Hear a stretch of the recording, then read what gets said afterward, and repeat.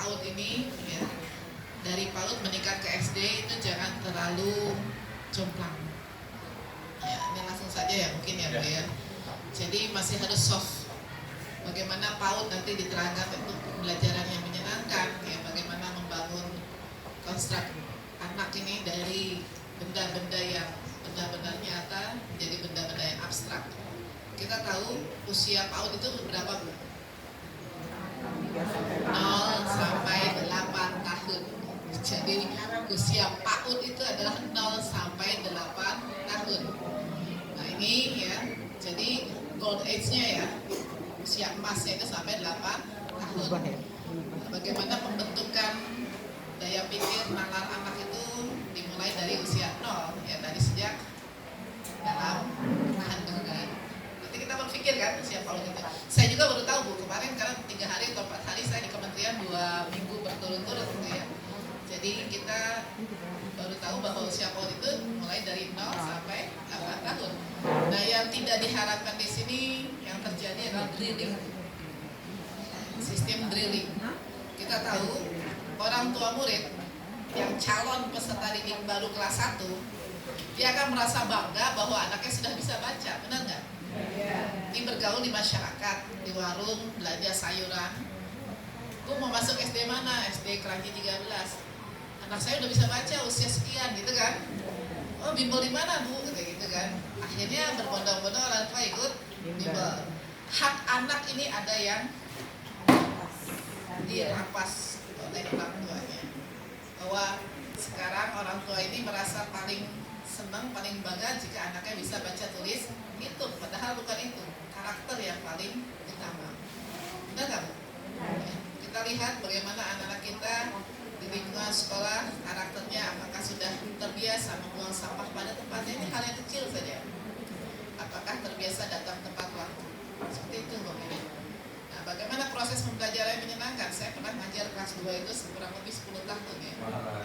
Jadi, ya, saya jadi guru 18 tahun, 8 tahun di 1 SD itu saya mengajar bervariasi dari mulai kelas 6, kelas 1, seperti itu ya. Dan di kelas 2 ini paling lama. Dan di kelas 2 ini saya bersyukur, kenapa? Dapat menemukan berbagai macam model inovasi pembelajaran. Ya. Bagaimana kita mengemas pembelajaran sedemikian rupa dengan proses yang menyenangkan. Contoh saja misalkan, ya, bagaimana anak bisa menghafal perkalian dengan cepat. Dulu mah laraban terus ya, 1 kali 1, kan berapa waktu yang dibutuhkan. Saya menemukan alat permainan yang sangat sederhana yang digunakan anak-anak itu pada biasanya di rumah. Jadi saya berangkat dari dunia anak, karena dunia anak adalah dunia bermain. Dan perlu sosialisasi juga kepada wali siswa Bapak Ibu ya. Bagaimana nanti proses pembelajaran, apalagi yang sudah menggunakan kurikulum merdeka. Mana yang sudah daftar kurikulum merdeka? Saya ingin lihat. IKM. Nah, kalau sekolah PSP kan kontraknya cuma 3 tahun kan.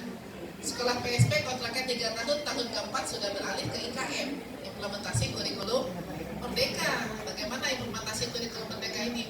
Bagaimana benang merahnya?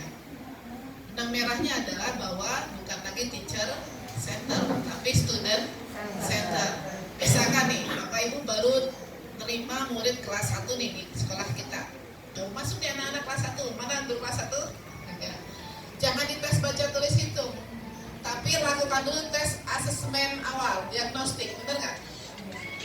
Ibu buat RPP, masuk pertama kali jangan langsung belajar, tapi asesmen dulu.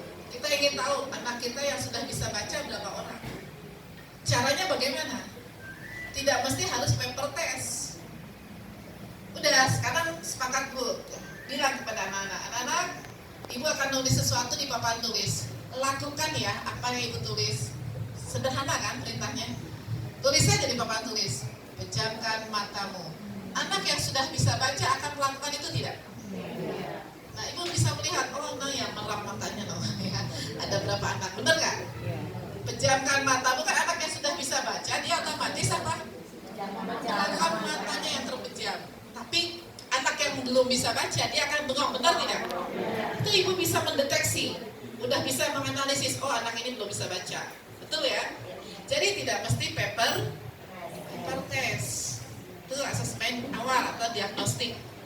diagnostik kan ada dua ya.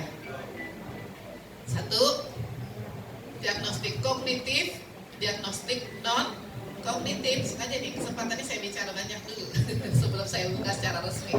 Karena terus terang Pak Yunus masih di Tangerang. Bu Aisyah tolong ke Keranji 13, padahal saya harus mendampingi Inkonya dan nungguin saya di Magahayu 5. Akhirnya Pak Habibie bilang, Bu Aisyah saya sudah undang kepala sekolah ini di ruangan ini. Udah atur aja lah, saya bilang gitu kan.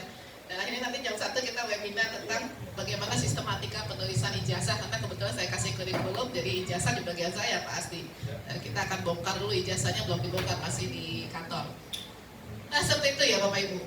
Bagaimana dengan kelas 2? Sekarang kan di kurikulum merdeka itu satu fase ya.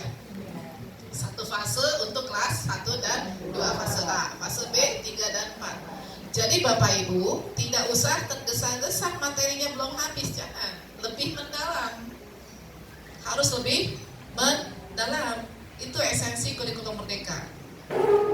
Nah, ketika di RPP-nya jangan lagi guru menjelaskan, tetapi siswa yang melakukan. Bagaimana proses discovery, inquiry-nya harus diterapkan. Nah, saya pesan lagi, mumpung ada kesempatan, untuk kurikulum merdeka kan ada dua ya struktur kurikulumnya. Satu, intrakurikuler. Dua, ko-kurikuler. Ko-kurikuler ini adalah proyek penguatan profil pelajar Pancasila. Ada dua item Bapak Ibu. Ada P5, ada P3, bukan partai ya. Ya. P5 ini adalah proyek penguatan profil pelajar Pancasila sebagai wadah, sebagai bentuk kegiatan untuk apa? Membentuk profil pelajar Pancasila. P3-nya. Jadi untuk membentuk profil pelajar Pancasila dilakukan di sebuah kegiatan proyek penguatan profil pelajar Pancasila. Saya kemarin diundang di sekolah PSP untuk melakukan pembekalan bagi guru-guru yang akan melakukan pengimbasan. Kita diskusi sharing sambil lesehan Bu. Nah, ada pengakuan dosa di sana, bukan kata saya. Dia bilang gini, Bu, ini sudah berjalan 1 tahun, berarti implementasi P5-nya keliru dong. Iya. Mengapa? Karena endingnya selalu produk. Padahal P5 itu bukan produk, tapi prosesnya. Produknya abaikan. Bagaimana? Saya tanya lagi, ada asesmen tidak di P5? Jawabnya tidak ada. Itu keliru berat.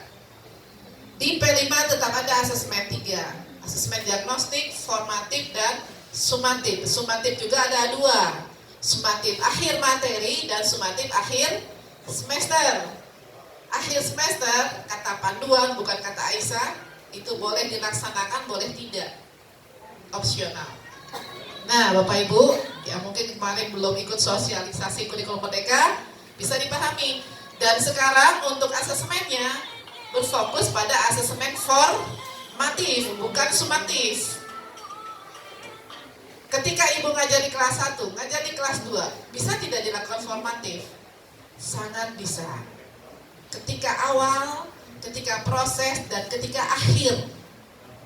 Sekarang ngajar matematika misalkan tentang bilangan. Hari apa ini Bu? Hari Kamis. Ulangannya di hari Senin. Itu sudah tidak berlaku lagi. Jadi langsung pada saat itu pula dilakukan tes formatif. Baik proses ketika anak melakukan diskusi kelompok, Ibu menggunakan rubrik. Mana anak yang sudah berkembang, mana anak yang sudah cakap, mana anak yang mahir. Dan dulu kita dipaksa ya, KKM-nya dipaksa, anak bisa maupun tidak bisa dipaksa 70 tuntas, bener nggak? Sekarang ada interval, ada kriteria, ada rubrik, ada penggunaan interval. Mau mana yang digunakan pendekatannya untuk menilai? Halo. Nah, saya belum di Bekasi Barat, belum banyak ini ngasih materi kurikulum merdeka, makanya kesempatan ini saya kasih. Karena saya pengen tahu kurikulum aja Bu, sampai S3 saya pengembangan kurikulum, ya. Pengembangan kurikulum di UPI. Untuk sementara ini baru di UPI di Indonesia. Jadi seperti itu, ya. Benang merahnya seperti apa? Proses pembelajarannya menyenangkan. Dan sekarang modul ajar itu lebih sederhana Bapak Ibu. Saya selalu senang dengan teman-teman yang di BBGP.